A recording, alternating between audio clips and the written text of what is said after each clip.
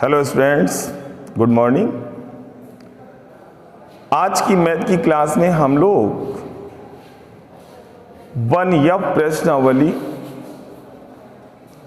इसे डिस्कस करेंगे। Last video में आपने 1D और 1E प्रश्नावली पे चर्चा की थी, तो आज देखिएगा हम लोग प्रश्नावली 1F पर चर्चा करनी है। अब 1F प्रश्नावली प्रतिसममित संबंध पर आधारित है। तो पिछले वीडियोस में हमने आपको बताया था एंटी सिमेट्रिक रिलेशन क्या होता है। तो एंटी सिमेट्रिक रिलेशन के लिए हम लोगों ने जो पढ़ा था, R is anti-symmetric if and only if x, y belongs to R,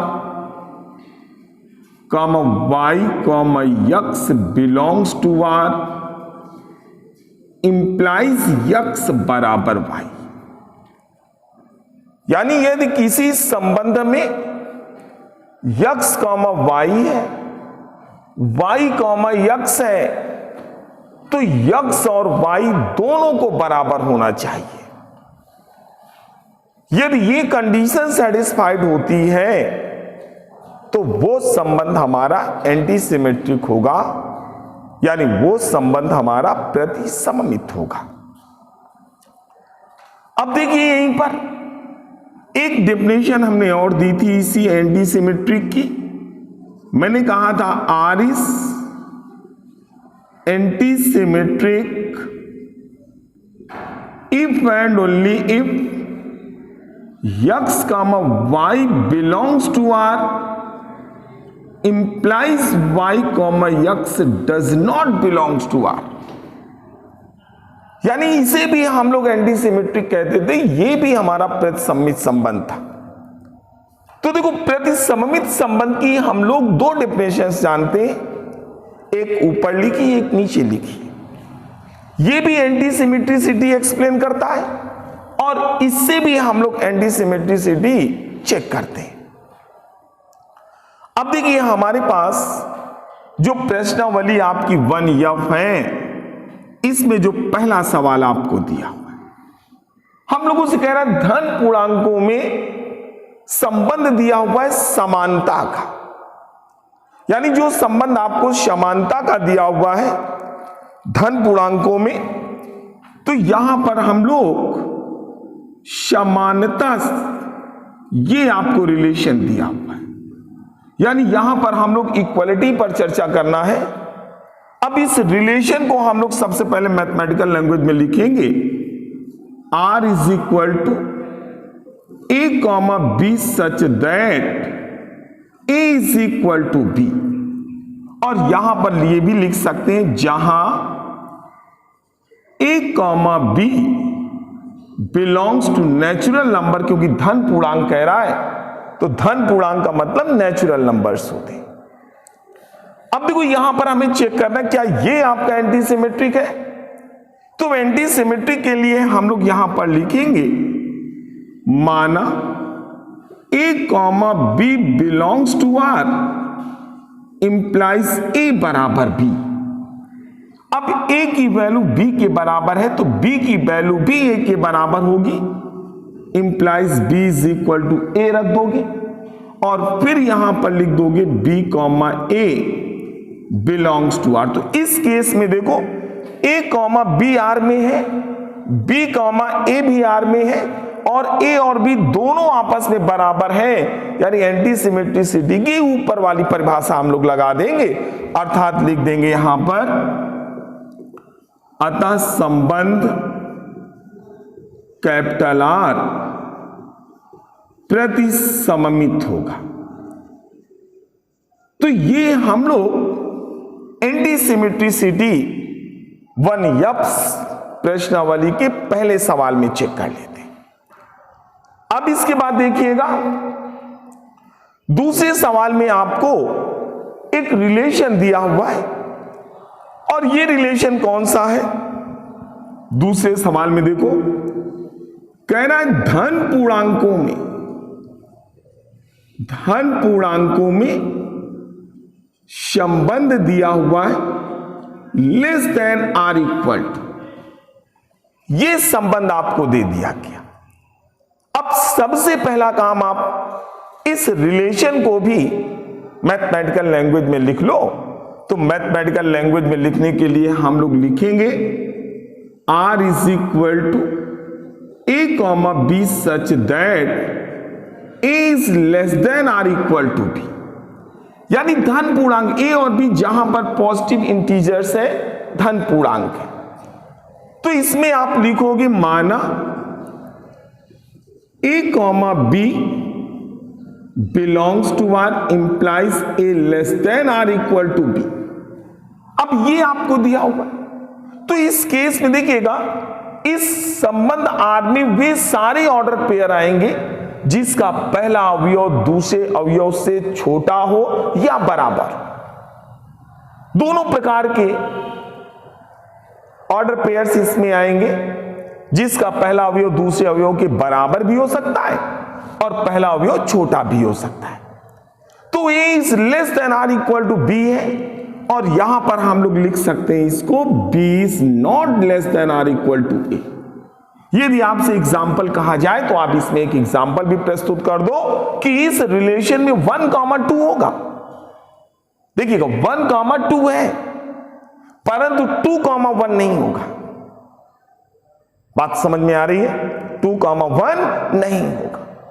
इसी प्रकार यदि यहां पर देखा जाए तो 1,1 है, तो देखिए 1 बराबर 1, तो इसका मतलब यदि इसमें 1,2 है, 2,1 ना हो, तो ये डेफिनेशन लगाएंगे आप एंटीसिमेट्रिसिटी की सेकंड। तो यहां पर लिख देंगे implies B, A does not belongs to R, अर्थात दिया गया संबंध कैपिटल R प्रतिसममित होगा। तो हम लोग दूसरे सवाल को भी सॉल्व करके हम चेक कर लेते हैं कि यह संबंध प्रतिसममित है या प्रतिसममित नहीं है। इसके बाद देखिएगा हम लोग तीसरे सवाल में बोलेंगे।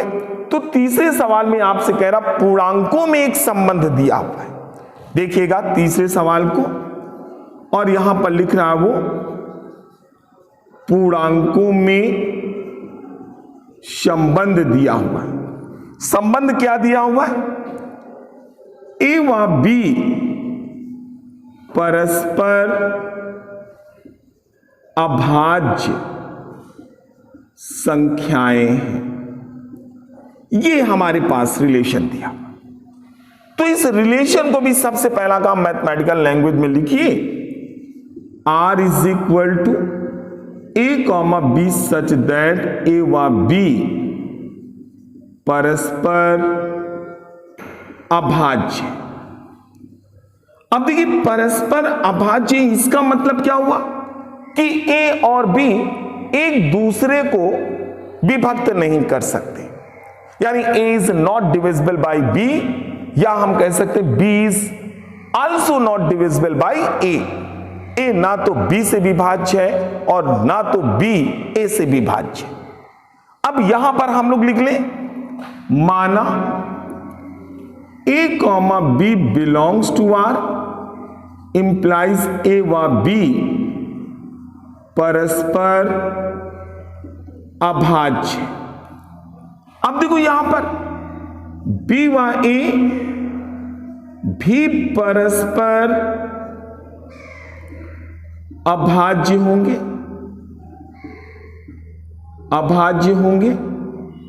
Implies B comma A also belongs to R। तो देखो A कॉमा B R में है, B कॉमा A भी R में है, परंतु A और B दोनों बराबर नहीं है। यदि A और B दोनों बराबर होते तो हम कह देते ये संबंध भी आपका एंटीसिमेट्रिक होगा, लेकिन इसमें ऐसा केस नहीं है। तो हम लोग लिख देंगे अतः R इज यानी R प्रतिसममित नहीं है। तो इस प्रकार से हम लोगों ने अपनी 1F प्रश्नावली को कंप्लीट कर लेते हैं। तो अब देखिएगा हम लोग अब अगली प्रश्नावली पे भी चर्चा करना है। तो अब हम लोग प्रश्नावली 1G स्टार्ट करेंगे। अब देखिए 1G प्रश्नावली क्या हुआ। तो इस 1G प्रश्नावली में जो पहला सवाल आपको दिया हुआ है उसमें एक सेट दिया हुआ है आपको। पहले सवाल में लिखेंगे यहां पर माना समुच्चय ए बराबर इसमें 4 अवयव है 3,4 और फिर एक संबंध दिया हुआ है R इज इक्वल टू, और इस संबंध के जो अवयव आपको दिए हुए 1,2 देखिएगा 1,2 1,1 और फिर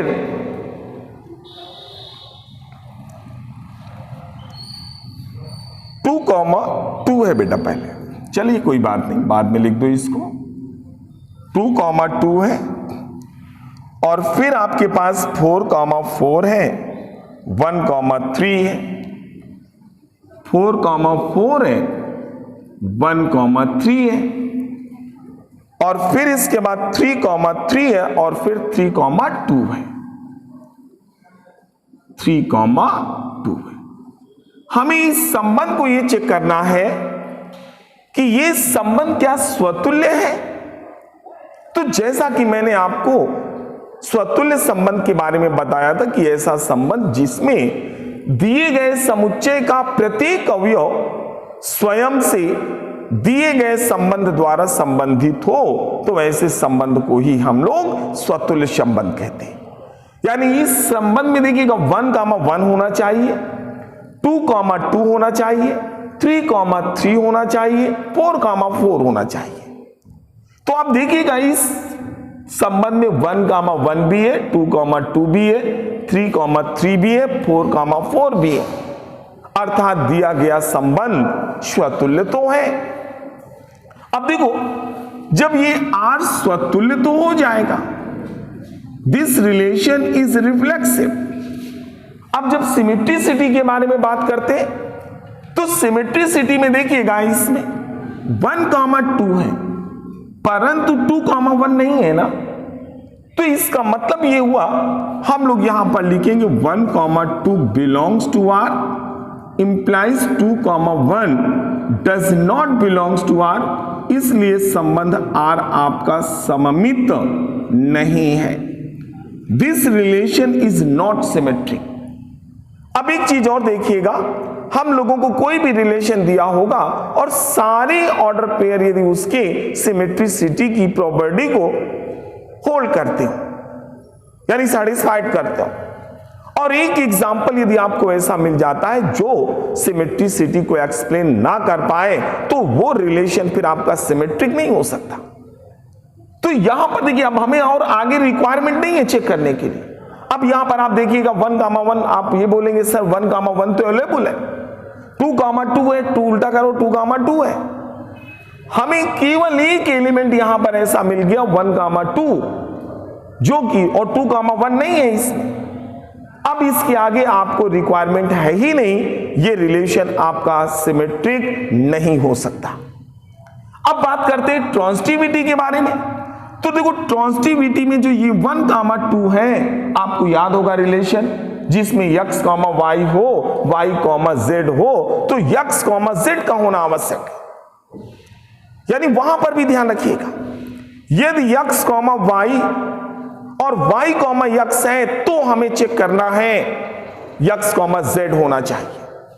अब कभी कोई रिलेशन आपके पास ऐसे भी मिल जाएंगे जिसमें x, y है परंतु y, z नहीं है, तो फिर हमें वहां पर x, z को देखने की आवश्यकता नहीं है। तो इस रिलेशन में हम लोग देखेंगे तो 1,2 से जो पेयर बनेगा 2,2 से, 2,2 है, इसी प्रकार यहां 1,1 का देखो 1,2 से बनेगा, तो 1,2 का 1,1 है, 1,2 है, 1,2 का होना चाहिए है। किसी से भी आप देख लो तो यहां पर हम लोग संक्रमकता एक्सप्लेन हो रही है, अर्थात दिया गया संबंध कैपिटल आर कैसा है, संक्रमक है। तो ये रिलेशन जो भी आपको आर दिया है ये आपका स्वतुल्य है, सममित नहीं है, परंतु संक्रमक है। तो इसमें जो भी आपका ऑप्शनल प्रश्न था, तो इस ऑप्शनल प्रश्न में आप से ये पूछा था कि कौन सा इसमें करेक्ट आंसर है, तो इसका B option is the correct answer. इसके बाद इसी के आगे वाले सवाल को हम लोग देखते हैं, और यहां पर आपको एक रिलेशन दिया हुआ है और इसमें आपसे कह रहा है कि समुच्चय n में, ये पहले का ही सेकंड पार्ट है, समुच्चय n में एक रिलेशन दिया हुआ है r is equal to a comma b such that a is equal to b minus 2 और फिर कॉमा करके कह रहा b इज ग्रेटर देन 6। यानी इस रिलेशन में वे सारी ऑर्डर पेयर आएंगे जिसके दोनों अवयव प्राकृतिक संख्या हो, क्योंकि नेचुरल नंबर में ये रिलेशन डिफाइन है। यानी यहां पर लिख भी सकते हैं आप a comma b both belongs to natural number. और यहां सेकेंड कंडीशन ये लग रही है कि यहां पर नेचुरल नंबर तो होने चाहिए दोनों को, फिर जो पहला अवयव है दूसरे अवयव से 2 कम होना चाहिए, और फिर इसमें जो कंडीशन लगी हुई है b इज ग्रेटर देन 6, यदि ये तीनों कंडीशन सेटिस्फाइड होती हैं तो फिर वो क्रमित युग्म हमारे संबंध में उपस्थित होगा। और इसमें आपके पास 4 ऑप्शंस दिए हुए, ये देखना which one is the correct. तो यहां पर फर्स्ट आपके पास दिया हुआ है 2,4 बिलोंग्स टू R, ये करेक्ट है कि इनकरेक्ट, तो आप देखिएगा 2 और 4 बोथ आर नेचुरल नंबर, दोनों आपकी प्राकृतिक संख्या है। अब देखिएगा पहला अवयव दूसरे अवयव से 2 कम भी है, लेकिन यहां पर देखिएगा second element is not greater than 6। ये b की वैल्यू देखिएगा यहां पर 4 दी हुई है और यहां पर b इज ग्रेटर देन 6 बोल रहा है, इसलिए ये आपके पास असत्य हो जाएगा। सेकेंड पार्ट में आपके पास दिया हुआ है 3,8। अब देखिएगा 3,8 को, तो यहां बिलोंग्स टू आर बोल रहा है, तो 3,8।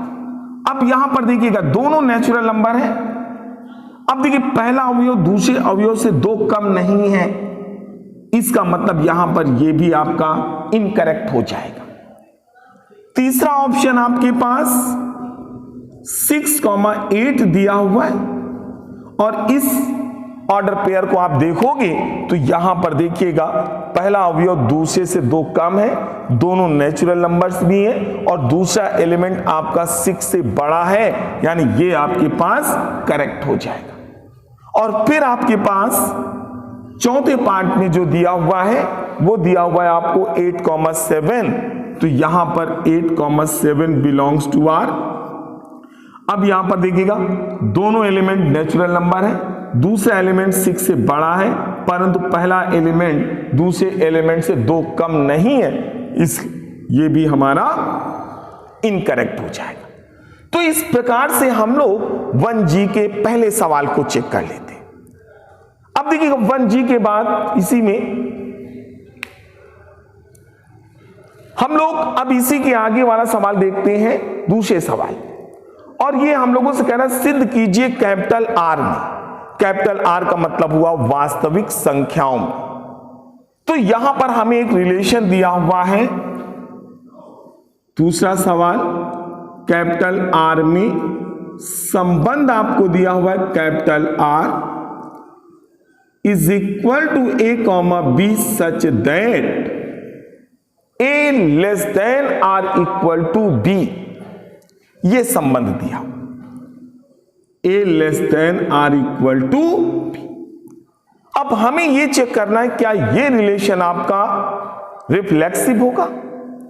तो इसमें देखिएगा इस रिलेशन में वे सारे क्रमित युग्म आएंगे जिसका पहला अवयव दूसरे अवयव के या तो बराबर हो या फिर पहला अवयव दूसरे अवयव से छोटा हो। तो हम लोग यहां पर लिख देंगे A comma A belongs to capital R implies A is equal to A लिख दीजिएगा आप, यानी दोनों आपस में बराबर है तो कैपिटल R हमारे पास कैसा संबंध हो जाएगा, स्वतुल्य संबंध है, रिफ्लेक्सिव रिलेशन। अब यहीं पर हमारे पास सेकेंड पार्ट इसी में प्रूव करेंगे, तो यहां पे लिखेंगे माना A comma B belongs to capital R implies A less than R equal to B। A की वैल्यू B के बराबर या B से छोटी है तो यहां पर B is not less than R equal to A implies B comma A does not belongs to R, तो संबंध R आपका सममित नहीं होगा। तो ये हम लोगों ने सिमेट्रिसिटी चेक कर ली। अब सिमेट्रिसिटी के बाद थर्ड पार्ट हम लोग लिखेंगे यहां पर, माना A comma B belongs to R implies A less than R equal to B तथा B comma C belongs to R तो implies B is less than R equal to C। अब दोनों ही आपके पास रैखिक असमकाएं हो गई, इनको आप जोड़ भी दोगे तो B से B कैंसिल भी हो जाएगा, A is less than R equal to C implies A comma C belongs to R। तो यहां पर कैपिटल R हमारा संक्रमक संबंध है, संक्रमक। तो देखो दिया गया संबंध आपका R स्वतुल्य है, सममित नहीं है और कैसा है आपका संक्रमक। और इसमें हम लोगों से ये कह रहा था, दिया गया संबंध यही कह रहा है स्वतुल्य संक्रमक है परंतु सममित नहीं है। तो इस प्रकार से हम लोग आज की क्लास में जो भी प्रश्नावली के सवाल आपको दिए गए हैं इन्हें आप अच्छे से कंप्लीट करिएगा। और जैसा कि मैंने पिछले वीडियो में भी मैंने बताया था आपसे कि चैनल को सब्सक्राइब कर लीजिएगा, तो इस चैनल को भी आप सब्सक्राइब कर लीजिएगा जिससे आपको नए वीडियोस के नोटिफिकेशन टाइमली आपको मिलते रहें। Okay, thank you.